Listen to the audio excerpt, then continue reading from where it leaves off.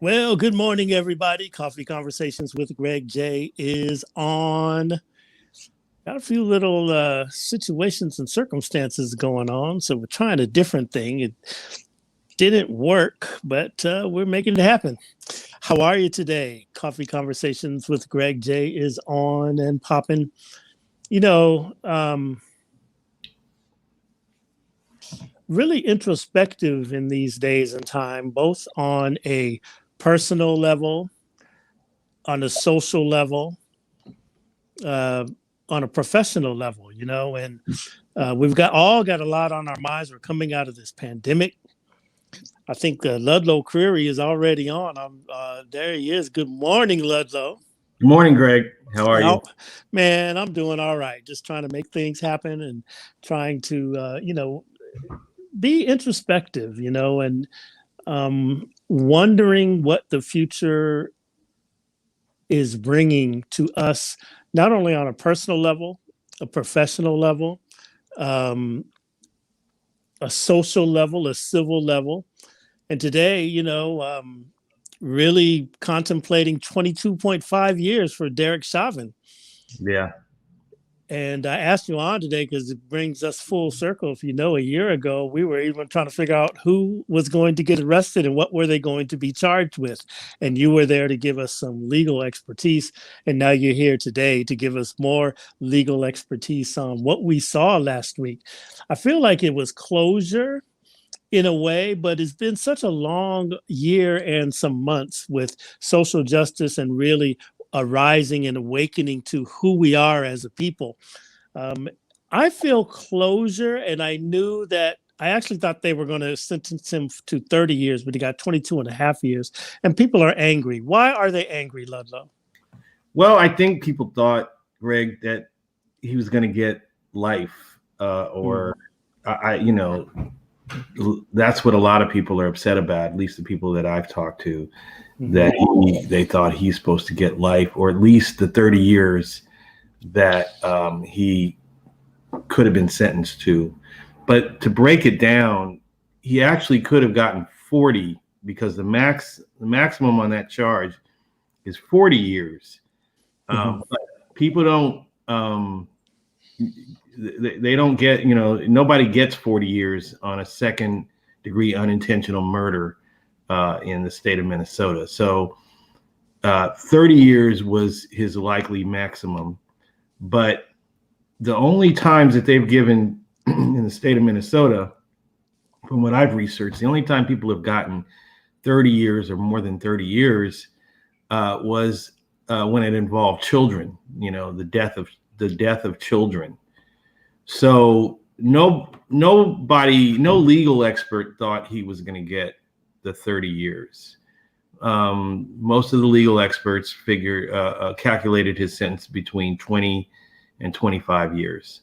That would be what the judge would hand down. And that's in fact what happened. He got 22.5 years. So from a perspective of the legal establishment, that's pretty much his sentence was within the range of what was expected for the charges that he was convicted of. The lay public, understandably, wants him to pay with this for the rest of his life, and he is going to pay for it with the rest of his life. Really, maybe not all of it in custody, but he's ruined. His life is. His reputation, everything is ruined. Let me ask you a question. I mean, will he be in Gym Pop and all of that, or what's his? I don't think so. Greg. I think they're gonna, normally when police officers go to prison, they're not put in the general population for safety reasons.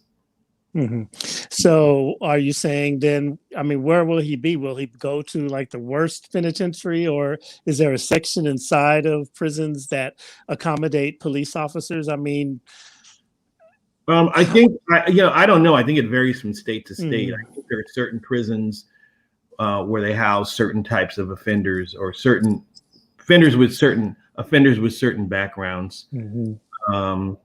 It depends on the state. I don't know how they do it in Minnesota, but there definitely are segregate him in some way, whether it's in a different facility or segregated within the facility that he's at. Yeah. Yeah. The worst prison, you know.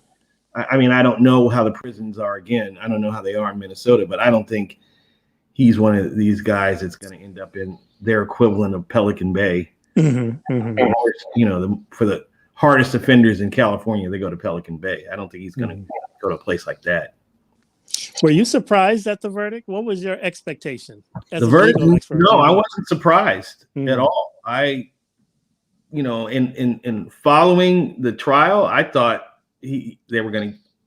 I felt he was going to get convicted. The evidence was just overwhelming, and the evidence actually was presented better, in my opinion, better than when it came out after it first happened. A much clearer picture of how bad it was. During the sentencing trial, the judge made some statements where he was saying this isn't emotional, and he really was taking a specific approach to letting people know that he was actually going by the letter of the law. He had formulas and thus and so. Why did he need to do that? Why did the judge need to say that? Yes. Well, I think he just needed to make it clear that this is, the justice is supposed to be blind. It's not supposed to be colored by biases or emotion.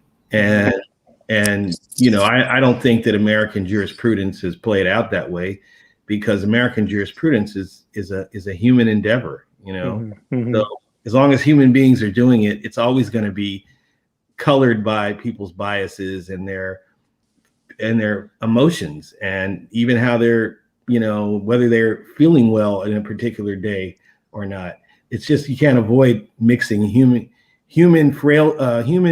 faults into the justice system.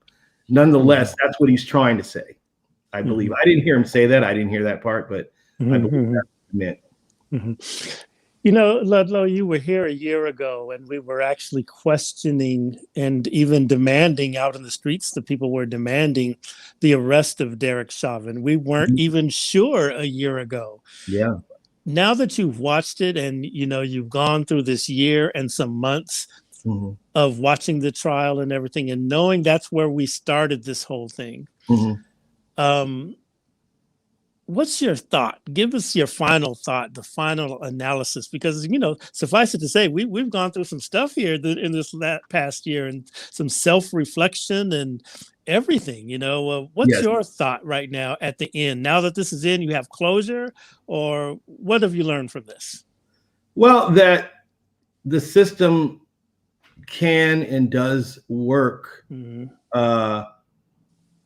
even with people that are part of the, for lack of a better word, part of the power structure. If you, the system is equipped to distribute justice for everyone. It's just a matter of whether those running the system have the will to do it.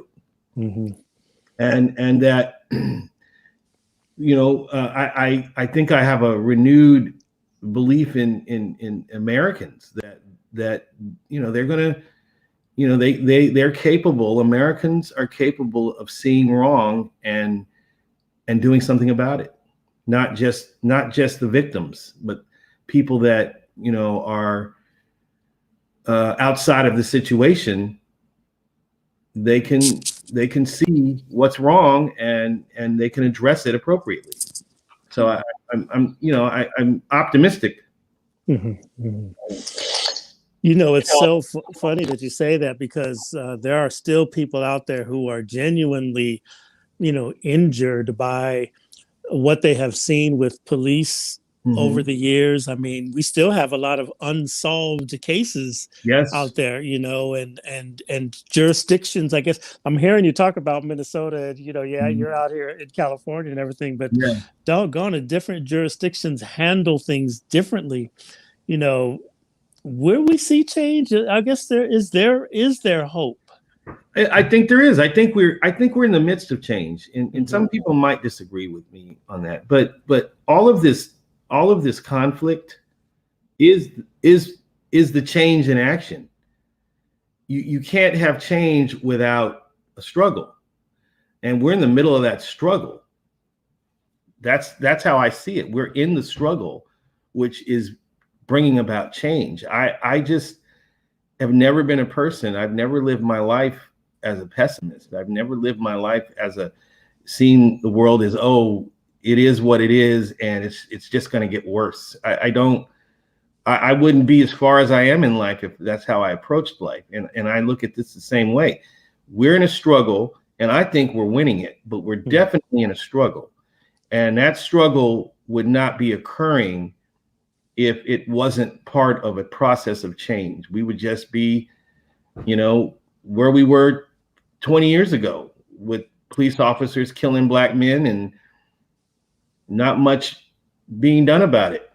And in LA, we've been through this before, but in other parts of America, that struggle has now reached other parts of America.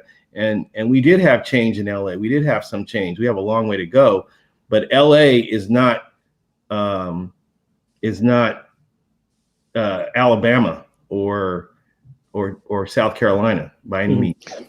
You're right. LA is not. It's not Alabama or these other places. And it's a point that came up in my consciousness when we had CJ on, Cleon, LAPD officer. He came on. He had a lot to say. He wanted to get on and talk about his side of the story, or their side of the story, as African-American police officers. And I kept thinking, it's like, man, but we've already gone through this, and we went through a strenuous reform process with the federal government and everything. And we're almost like the model for the whole, for the whole country in terms of police reform, but there's still a lot of work to do. Absolutely. What are you saying to the people now that don't trust the system? I understand. And hopefully one day the system will earn your trust. If the system changes and gets systemic racism and white supremacy out of it, deals with the systemic racism and the white supremacy that is within the system, that is within the fabric of the system, hopefully they will eventually gain your trust. All of our trust, I should say. Hopefully they will gain all of our trust. But, until then, keep the pressure on and keep on pushing. Yeah. I'm listening to you, and I see Nicole Dennis. Yes, we must have hope. It's a long road. That's a tall order, I agree. We got it. We can't give up now. Did you see his mom get on the stand? And she did not even. You didn't see it. She didn't even acknowledge the Floyd family, and she said that when you sentence Derek, you're sentencing her, and he won't be able to. She really was trying to tug on the heartstrings of the courtroom. I felt like it was really disingenuous, and it made me just really think and resonate with her to say, okay, you taught him this behavior. If there is race hatred in this man's heart, you taught him that. Yes. So, well, her insensitivity and her self-righteousness and her sense of entitlement was from what I've heard and what I've read, that's what struck me, is this sense that, well, look what you're doing to us. Well, no, look what your son did. Look what your son did to an entire family and to an entire nation. Look what he did. Is he not to be held responsible because he's a white police officer? He's one of the, quote, good guys. That's really what I sensed from what I read about what she said. He's a good guy, and look what you're doing to me. And again, it just speaks to this devaluation amongst some people of Black lives. So if that's how his mother sees it, no wonder he sat on this Mr. Floyd's neck until he died. Until he died. No wonder. He did that. He did that. Wow. Yeah. So it's not about this. It's not about Floyd or any black person for that matter. All right. Now, okay. So now we have the precedent in you all's terms, of a conviction of a police officer, and I'm sure there's others and we just don't know about and everything. But well, okay, let's start there. Do you know of others that have been convicted for murder or police abuse, serving time? Well, remember the officer that shot the young black man in the back in South Carolina? You remember that a few years ago, the guy was running away. He was running away. Yeah. He made a deal and pled guilty to something less than a life sentence. And I think that was a big controversy because that was cold-blooded murder, shooting a guy in the back. And he's, and ironically, there was another Minnesota police officer, the black officer, a couple of years ago, got convicted for shooting a white woman. Remember that case just a couple of years ago in Minnesota? But the difference there was it was a black cop and it was a white woman who he killed. So I don't think that's a precedent for African Americans in the sense that they're getting justice. But and then there's been others over the years, but this one, it was so significant because it was so. It was, the world saw this happen. This was broadcast to the world, and it caused a reaction, an international reaction, the likes of I've never seen in my lifetime over the killing of a black man by the police. So the significance and the symbolism of this particular situation, and then having the outcome that we had where he was convicted and he was held accountable, it's unprecedented in my mind and in my memory.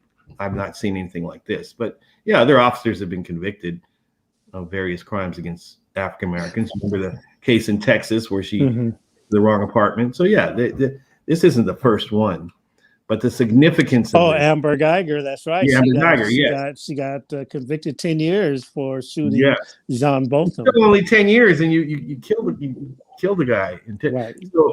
So in his house, yeah. So this was significant in the fact that the world was watching, and also keep in mind, out here in California, I compare it to California.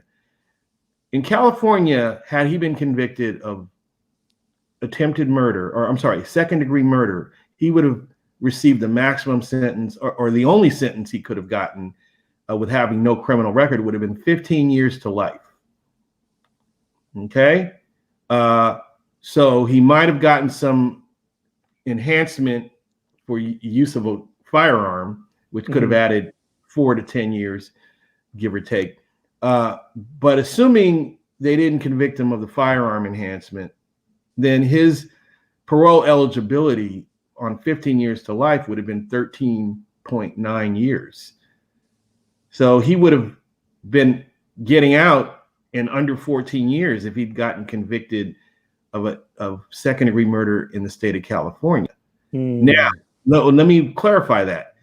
That's if he was given parole, because the L, the 15 years to life, means that you could be denied parole for the rest of your life.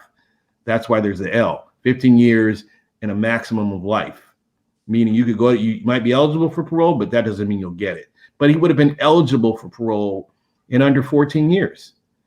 And if he'd been convicted of manslaughter, which was very possible in the state of California, he would have gotten a determinate sentence of most likely either 6 years or 11 years. And he would have been eligible for parole in 5 years if he'd gotten 6 years on manslaughter.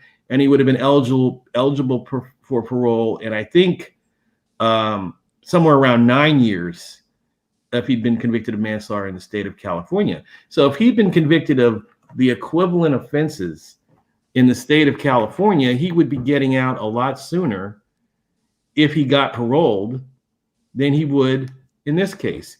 again, with the secondary murder, because there is a life maximum, he might never get paroled, but he could conceivably get paroled, and his eligibility would start at under 14 years. So when you compare it, he's going to do more time than he possibly would do if he got convicted in California. Mm-hmm. You know, it's interesting. Even with the 2/3 that he'll do. Mm-hmm. Mm-hmm. You know, it's interesting, Ludlow. So there was 3 charges in this case? Yes. Okay. Now, what did the judge mean when he said the lesser of the 2 charges? I suppose they were lesser of the 2 were already so adjudicated, was a term I believe he used. What does that mean? I think what he meant, and I didn't hear him say this, but I think what he meant in terms of the sentence was that because they all ran from the same course of action, so all the charges were essentially came from him sitting on George Floyd's neck.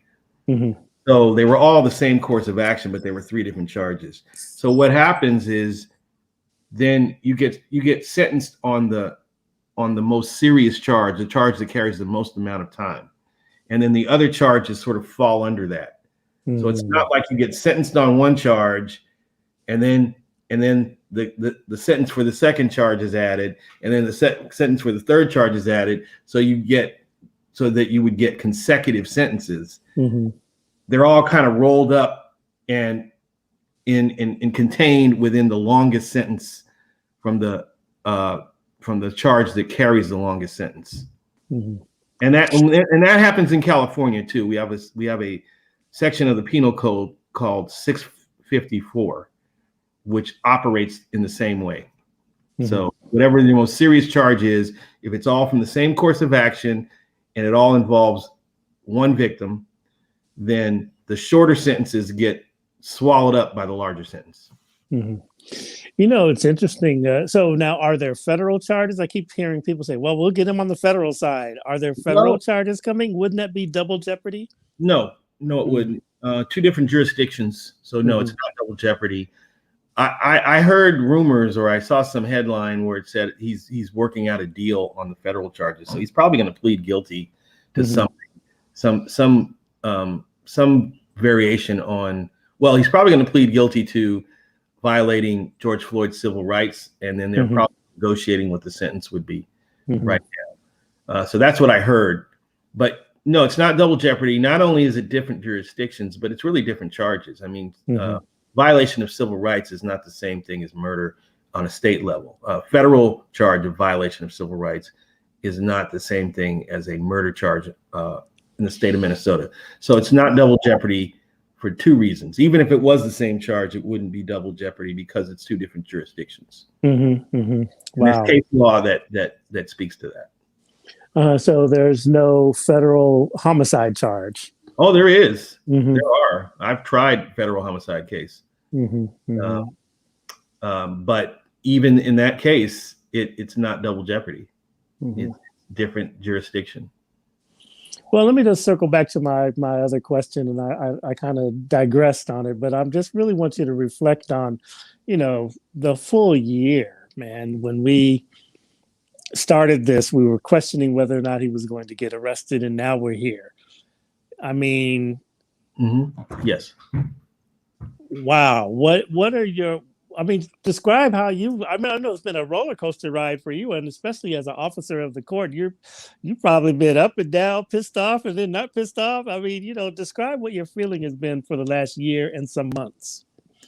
Well, again, I've always been an optimist, so I just saw it as progress. I saw that how all this developed as progress in a struggle for equality, in a struggle to get America to atone for its sins.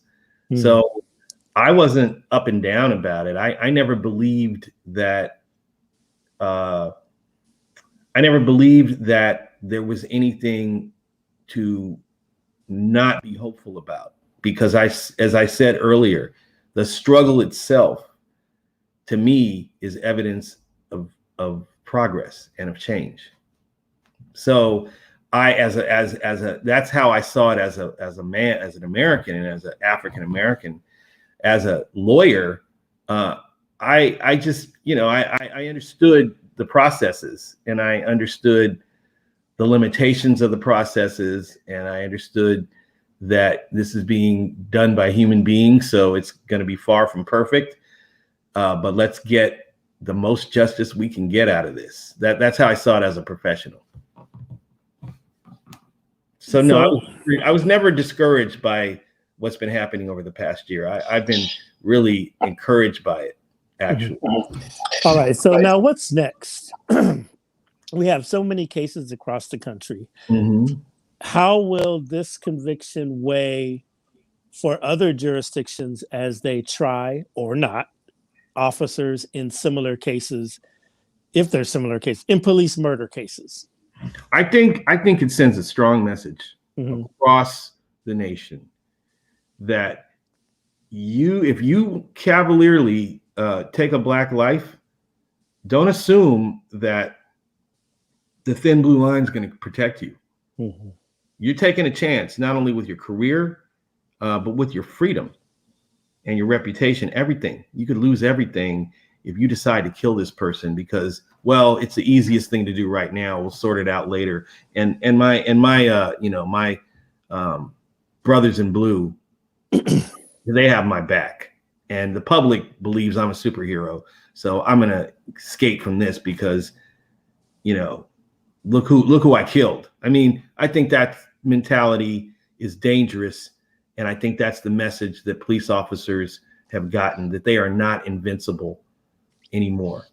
And I think that that's going to have a profound effect on some of these police agencies and those who run these agencies, because really that mentality is a top-down mentality. I think we're going to have changes in the law that and less protection of police officers who commit bad acts on duty. I think they're going to have less protection. I think the public is less enamored with them than they were before. So I just see across the board there's going to be policy changes. There's going to be changes in the law, and you're going to see more police officers being held accountable for wrongfully killing unarmed Black people. Also, if you notice, there's a wave of a progressive wave going on in big cities. We elected District Attorney George Gascon. We've got in the city of Long Beach, we've got a very progressive city prosecutor, Doug Halbert. You see it across the board, see it across the nation, where more and more counties are electing progressive district attorneys. And I think that's a trend. I think that America is swinging the pendulum is swinging away from this hard stance that the criminal justice system has had for the past 35 years. We have laws in California that are changing. You have more of an emphasis in the courtrooms, and now the judges have the tools to give defendants diversion so that they don't end up with a criminal conviction in every situation, where they can get out of having that stigma. There is a bill, I think, for the governor to sign. I don't know exactly where it is in the process, but there's a bill, I think, that the governor is going to sign, making first-time DUIs in most circumstances something that you can get diversion for. So you won't have necessarily have a DUI conviction if you go through the diversion path. So there's a whole different mentality that we're seeing that is beginning to prevail of rehabilitation instead of just pure punishment of people. And that doesn't mean that people that are accused of murder and very violent crimes, rape, robbery, are necessarily going to get a slap on the hand. It doesn't mean that. It just means that really the people that are going to benefit most are the people that are charged with minor crimes that end up stigmatizing them and ruining their lives. So we can still be tough on crime, but have a little bit of try a little tenderness. We can, yes, exactly. We can be tough on crime and have compassion, because these are still human beings. And once you pay your debt to society, you should be able to move on and live a full life. You shouldn't be a leper because when you were 20 years old, you committed a petty theft or something, at a drugstore. And every time you apply for a job, this pops up and then they don't want to hire you. There's a lot of that. There's so many. Somebody pointed out that there are people who've done more time for selling marijuana on marijuana charges than what Derek Chauvin received. And, you're right. There's a lot of people in the penitentiary system, did something foolish when they were young, and now they're, in their 60s. Exactly. And so, there's people who were really charged as accessories to a murder and not charged with murder. Maybe they were driving the car, and then their friends jump out, commit a crime, jump back in the car and tell them to drive. And then everybody's charged with murder. And this individual now who was driving is doing a life sentence. And they didn't even know what their friends were going to do before they jumped out of the car. Sure. You've got people that are trying to get, there's the proposition, the 1437 or is the penal code section. And that, there's people that whose cases are being brought back so that they can get a chance to get out and have a life, because they didn't pull a trigger. They didn't know a trigger was going to be pulled. And here they are, fighting to get their freedom. So the law is recognizing that now and giving them an opportunity to at least have a chance for a fair sentence for whatever conduct they actually committed. Ludlow, one of the refrains we heard out of the George Floyd situation was defund the police, defund the police. That was and it caused a lot of pause and contemplation. I mean, some people were like, okay, yeah, defund the police means just replacing or reassigning a piece of the police budget in these municipalities, towards maybe arts or something like that, right? But then there are officers who say, okay, you wanted to defund the police, and that's why we have an uptick in gun violence out on these streets. Clearly, there's some, an uptick in crime in this COVID environment. But is it because we've defunded the police? No, that's a myth. The violence started to increase before George Floyd was killed. It was a direct result of the pandemic, not because the police were defunded. So no, the pandemic appears to be the major cause in the increase in violence across the nation. You've got young people with nothing to do at home, nothing to do. The school system is essentially shut down, and you're going to have them getting into some bad things. You've got guns on the street, and you've got kids who are idle. You're going to have the devil's workshop right there, and that's what happened. And then you had the social unrest, and then you had the calls for defund the police, but they hadn't even started any process of defunding the police at that point, and the crime was still going up. Then in California, we had George Gascon that got elected as the LA County DA, and the Los Angeles County District Attorney's Office is significant because it's the largest district attorney's office in the nation. Mm. It's massive. Anyway, he got elected, and then they tried to blame it on him. No, the crime was already up before he even took office. True. Before he even took office back in February. Mm-hmm. So, or was it January? Anyway, the point is that no defunding of the police, no softer or less less punitive against the defendant law enforcement has caused a spike in crime. I think the opponents of reform want us all to believe that. And I hate to say it, but I think they're cynical enough to hope that happens so they can say, see, we were right. You need to be hard on these criminals. Mm-hmm. And who are the criminals they're talking about? Who are the quote criminals they're talking about?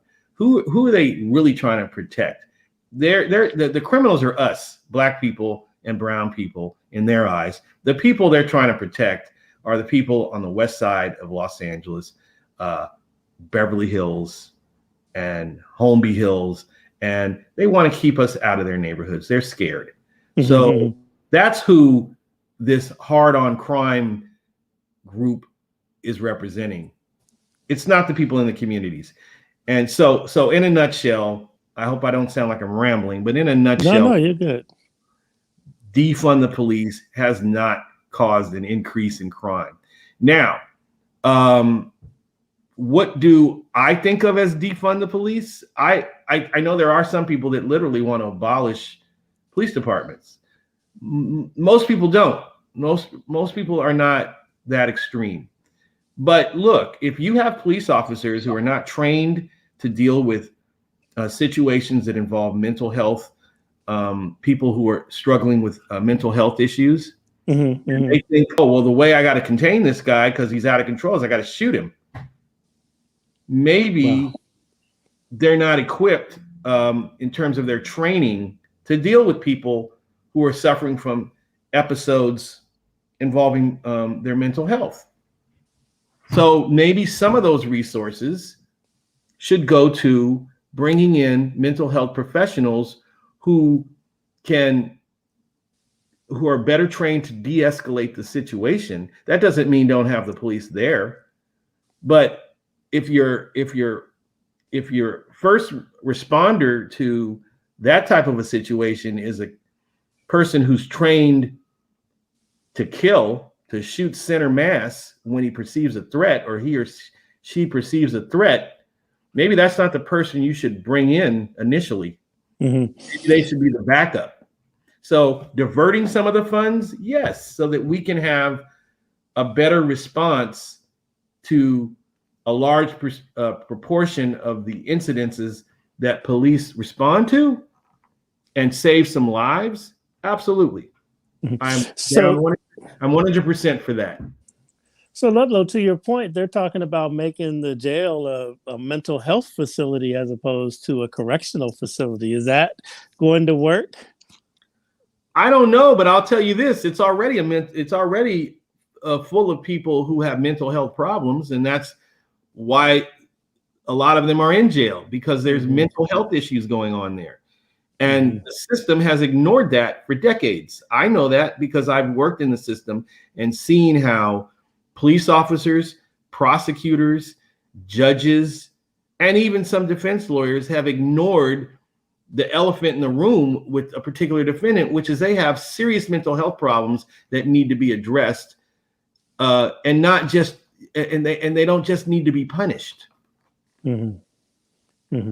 Well, you were talking about Mr. Gascon, and Lena Cole Dennis has a comment. She's saying the Coalition for Community Control of the Police wants Gascon to do something.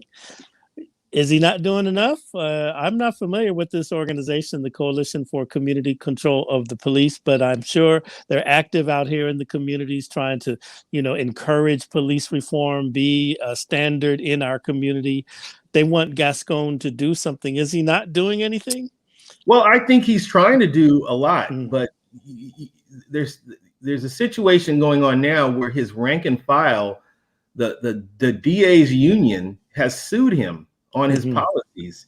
So his policies are now sort of have been frozen to a large extent, at least some of the more significant ones, like not charging 3 strikes, or not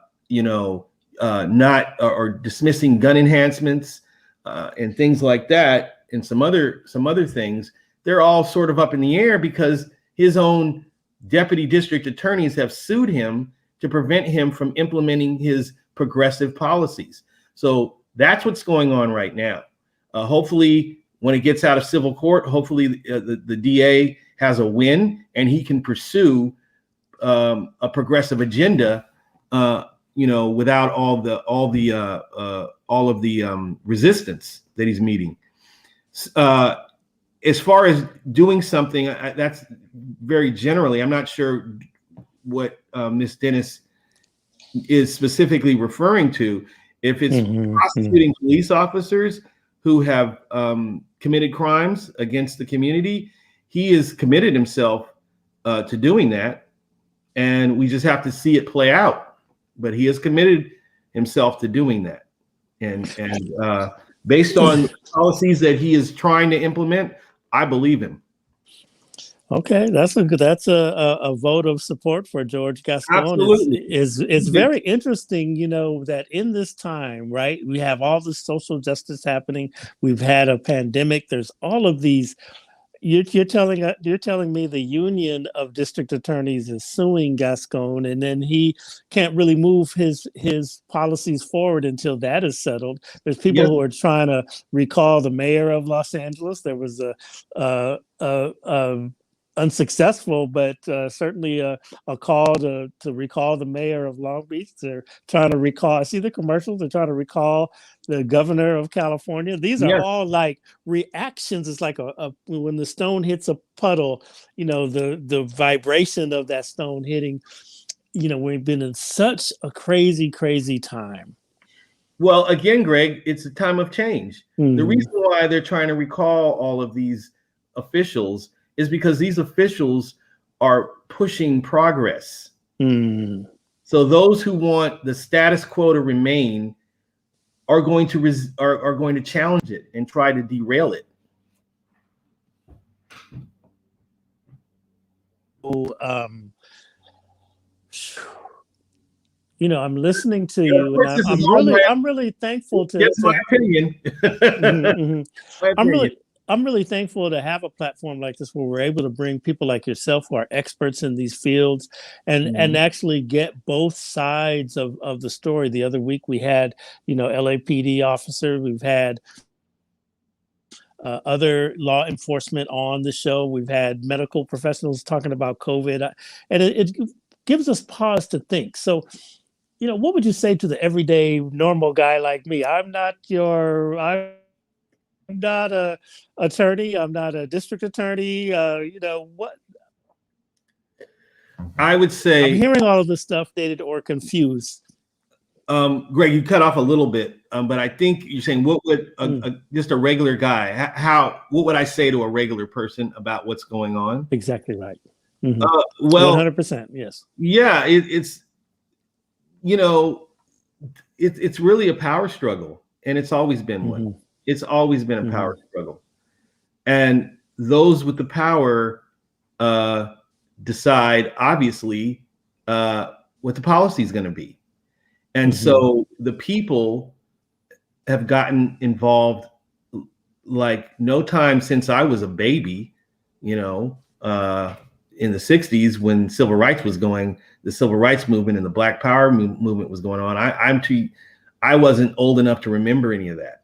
But you've got that happening again, and you've got one of the differences seems to be that the progressive movement of the 21st century is well funded, and because it's well funded, it's effective.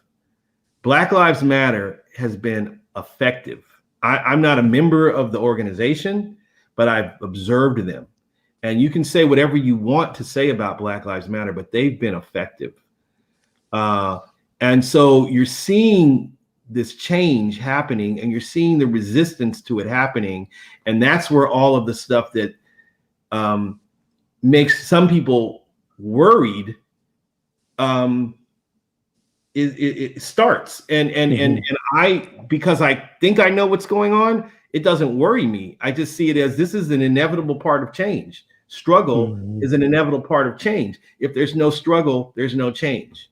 So I am not discouraged by the efforts to recall the governor and the efforts to recall the mayors of the two major cities in Los Angeles County, or the efforts to put a wall up against George Gascon's reforms.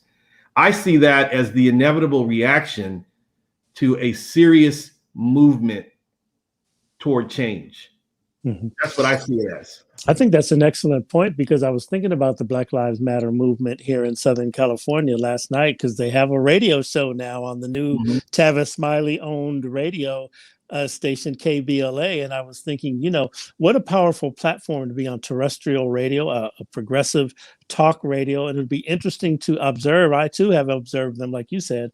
It'd be interesting to observe how they leverage their position and their influence, I guess you could say, now that they have access to radio airwaves. Yes, absolutely. They're taking advantage of that. And so I say to the regular person, keep on. Brown Suede, my band, we have a song called "Keep On Pushing," and I say to the people, keep on pushing. Don't let the pressure off. And we will see change. I'm still stuck on, okay, now what's next? I was really happy for the verdict in the George Floyd murder case. I did feel a sense of closure. I have some friends, actually a lot of friends who do not, but I do feel a sense of closure, and I felt progress, like you've mentioned early on in the presentation on today. I'm still worried, though. There is a big chunk of me who is worried about the ones that have not gone to trial. What happened in Atlanta with the guy that was, I can't remember his name now. I'm sorry.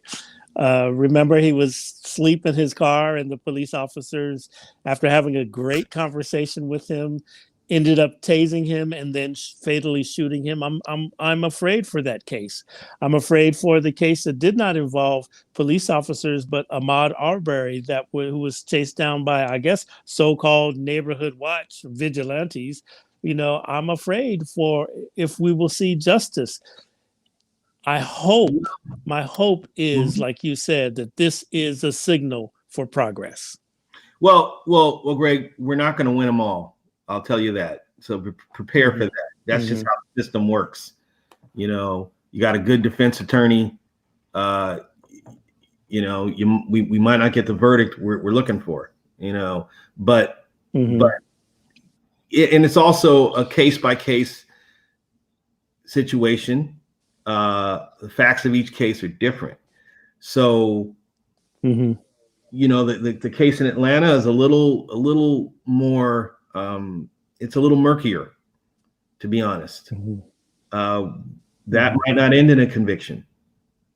I wouldn't be surprised if it doesn't, but I don't necessarily see that as the system not working if it doesn't, because the fact that the system progressed to have a trial or have a prosecution is the system working. What happens at trial and what happens with the verdict, that's not really in any of our hands at that point. That's in the hands of 12 people who are either convinced beyond a reasonable doubt or they're not. So that doesn't mean the system doesn't work if we don't always get a conviction of a police officer. Maybe the system worked for that very reason, because we didn't get a conviction, because the evidence wasn't quite what it needed to be. So we have to respect the system, or we have to learn to respect the system. And I guess when, and again, I understand why many of us don't. But I have an understanding of how the system, insider's view of how the system is designed and how it's was built to function. So I have an idea of when it's working properly and when it isn't. And a lot of times it's not working properly, but a lot of times it is. And just because we don't get a conviction of a police officer does not mean, oops, my video is starting to, no earthquake here, folks. But that doesn't mean the system's not working in a nutshell. Ahmaud Arbery, I think, analyzing the law and the facts, I think those guys are going to get convicted of murder. Okay. Because not only do the law and the facts make it clear that that's what they committed, in my opinion, but the world is watching. So if you let two obviously guilty people off, well, the world is going to react to that, So I think the right thing's going to happen in the Ahmaud Arbery situation. But again, on a case-by-case basis, we're not always going to get the result that we want as lay people, and there's a lot of reasons for that, a lot of technical, a lot of legal reasons for that. But and I think you're the right man for the job to continue to come here and explain to us lay people, exactly what's going on. Lena Cole Dennis is saying how amazingly clear and informative you've been, and she's giving you a big up. I'd like to kind of shift lanes right here. And first of all, yes, thank you so much, Ludlow, for coming on. Like we said, this is full circle. That's why I wanted to have you on. Man, we started at the beginning of the whole thing, providing analysis. But let's shift lanes here and talk about your band, Brown Suede. You mentioned them. Yeah. And I want to thank you. You guys have heard their band. Lena Cole Dennis was saying she was at the Rex Richardson event and realized it was your band, and a man of all seasons.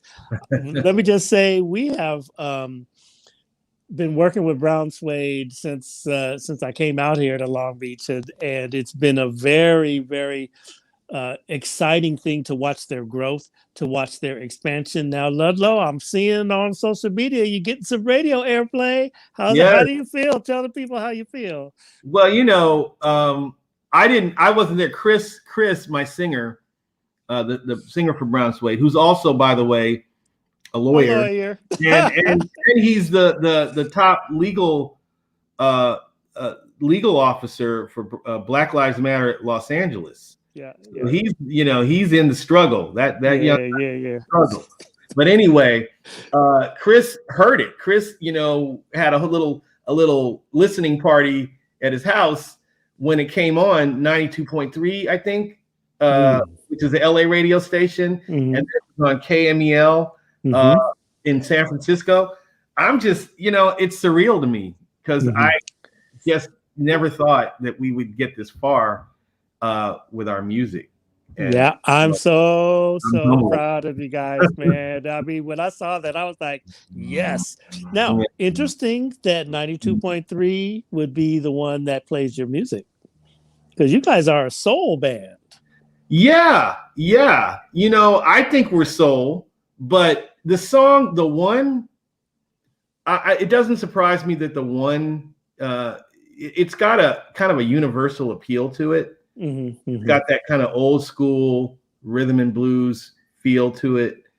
And I know that some of our biggest fan base is in Latin American countries, believe it or not, for that song. Wow.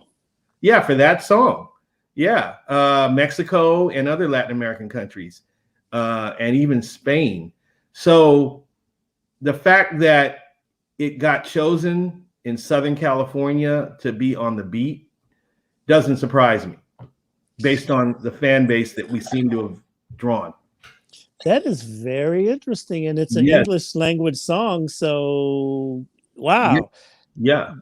The internet is something, isn't it? You put your music out globally, and you just never know where you're going to land. You never know. Now, the rest of our catalog, I think I see that more in a true R&B neo soul platform. hmm Yeah. hmm Yeah. Wow.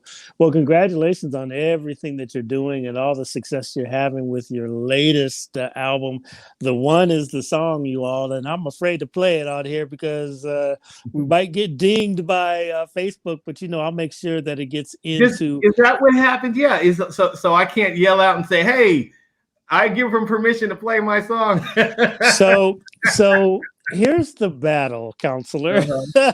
Uh-huh. you know, we have had people. Okay, if you recall, we interviewed Jimmy Jam and Terry Lewis. Yes. Yes. Okay, and they had a song that was by Babyface. Okay, so here Okay. you have a trio of the biggest producers in the whole entire universe. Uh-huh. And I said to them the same thing like you just said. I asked them, I said, hey, look, Facebook is tripping. Can you please give us permission? They say, yes, we give Greg J, Coffee Conversation with Greg J, permission to play our song.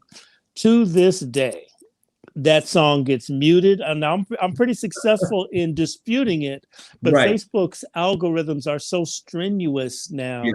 that it's hard to play music, it's hard to interview artists and all of that. So Yes. we're fighting that. We're working a lot with California Black Media Network, who's got us in some Facebook workshops. We're talking to a lot of people across the country about this. At the end of the day, we need our own platform to be really, really truthful about it. But while Facebook is the thing, it is just hard to, like, right now would be the ideal point to play your song. They're going to mute it.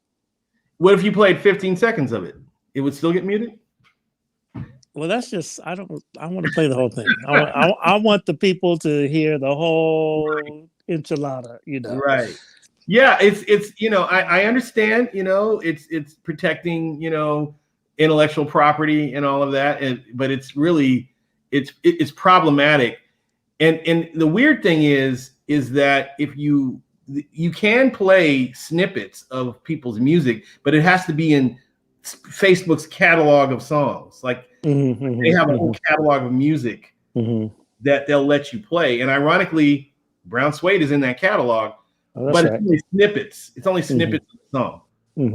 Yeah. Well, you know what? So here's the really crazy thing for me is that, you can go on YouTube if I find your song and I can share it onto my Facebook page. Okay. Yeah. You can do it that way. You could do it that way, but if I played that YouTube in context of this broadcast, that's when that's when they will flag it. Now, YouTube is owned by Facebook, right? Is that no? YouTube, Facebook owns Instagram and WhatsApp. Okay, who owns YouTube? Somebody else owns YouTube. Is it Google? I think it's Google. I'm not sure. I have to. I mean, they've had a bunch of murders and stuff like that, and so I'll have to go ahead and review that. One thing that happened during the pandemic time was that all of those presidents of Facebook, Google, Apple, and I can't remember who the other one was, but all the big, social media platforms were getting called up to the Capitol, Washington, D.C., to, they were getting interrogated about whether or not they were, I guess, choosing who could, they were limiting free speech is basically the bottom line. Okay. And it's interesting. It was before the election because a lot of the pro-Trump politicians were saying, hey, you're blocking our ability to have free speech, And I was listening to it. I was like, well, you're not the only one going through that. I'm going through that here, Right. I do think that, it is just difficult to advance topics, for us, culturally relevant topics. I think it's difficult to advance music and break new music in context of a show like this. And I'm just trying to figure it all out. We are on the leading edge of digital broadcast. We know that it's a new paradigm. We know it's new, it's all new, but they make the landlords make it difficult. Yeah. Wow. Wow. Yeah, we've got to get our own platform. I agree. Yeah. Yeah, that's it. That's it. Yeah. Yes, yes, yes. Well, there we have it there. Ludlow B. Creary II, Esquire. What's on your plate today? Are you in court? And tell the people how it's been now, now that we're opening up and everything. We were talking kind of offline about this, Mhm. but share with the people, were the courts closed all during this time, or were you Well, doing Zoom court or what?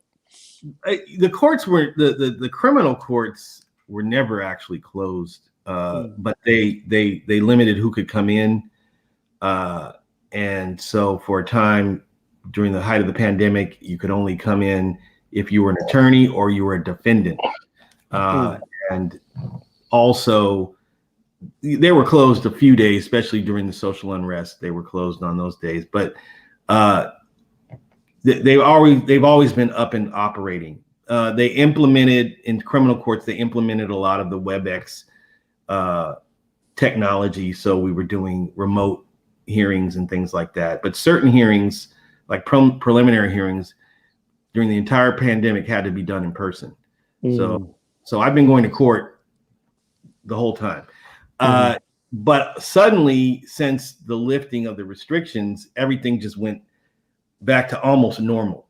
And so I've just got over the last 2 weeks, I've been overwhelmed, really,